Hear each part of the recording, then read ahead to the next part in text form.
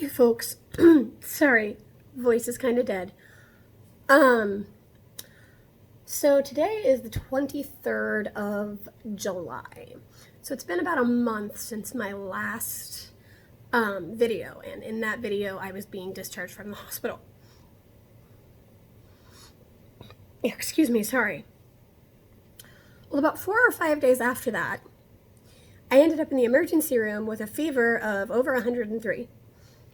And got really, really scared that I had COVID or something to that effect. That was not the case, thankfully.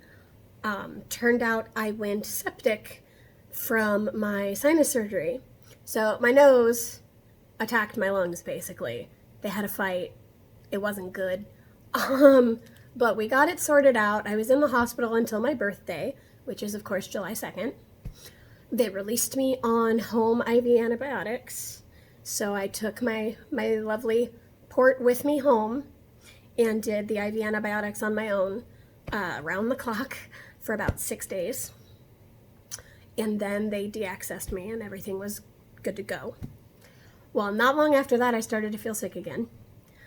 I waited until my doctor's appointment, which was this past Monday. So I went in to see the cystic fibrosis team, and my lung function was 25, which is not good. So especially because when I left the hospital from the sepsis stay, my lung function was 38. So to drop that far that quickly is not great, because it was only like a week and a half, maybe 2 weeks, and I dropped 13 points. So that's not good. But anyway, I'm back in the hospital, as you can see by the lovely background to my video. But I have an announcement that I think is pretty exciting. For one thing, despite having pneumonia right now, I'm feeling kind of okay. But on the other hand, I got a phone call this morning from my transplant coordinator telling me that I have been approved to be listed for transplant. Finally, after 2.5 years of fighting for it. So when I get released from the hospital, the next day I have an appointment with the transplant social worker over the phone, and then the day after that I actually go in to get my transplant listing appointment out of the way. So that's super exciting and also kind of terrifying, because that makes this whole transplant thing a little bit more real, and a little bit more like urgent, because it's closer to happening for real now. I'm not super intimidated by the idea of transplant. Maybe I should be, but I'm really not.